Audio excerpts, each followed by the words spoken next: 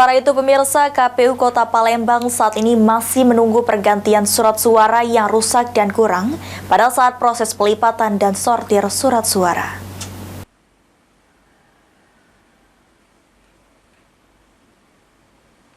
Dari proses sortir lipat yang sudah diselesaikan KPU Kota Palembang, saat ini KPU Kota Palembang tengah menunggu pergantian rusak dan penambahan kekurangan surat suara sebanyak 1.434 yang terdiri dari 389 kekurangan surat suara presiden dan 1.045 surat suara yang rusak dari Capres sebanyak 208, DPD RI 398, DPR RI sebanyak 87, DPRD Provinsi 83 dan Kota sebanyak 272.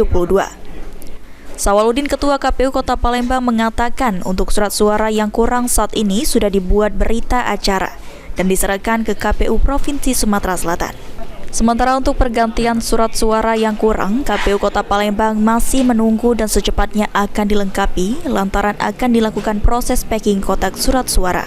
Ini setiap surat kita temukan kendala kekurangan itu satu pack isi satu kardus 500 itu kekurangan ada yang 2, ada yang 3. Nah ini setiap tahapan itu kita buatkan berita acara, baik itu kekurangan ataupun yang rusak, dan ini kita sudah laporkan ke KPU Provinsi Sumatera Selatan dan tinggal menunggu untuk penggantian. Untuk pergantiannya sendiri kapan, Kak?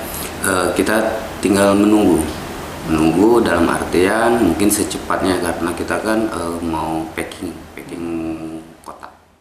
Ditambahkan Sawaludin, untuk jenis kerusakan surat suara yang ada di KPU Kota Palembang diantaranya karena adanya bercak tinta di surat suara, sobek dan surat suara tidak memiliki cover depan. Eki Saputra, PAL TV.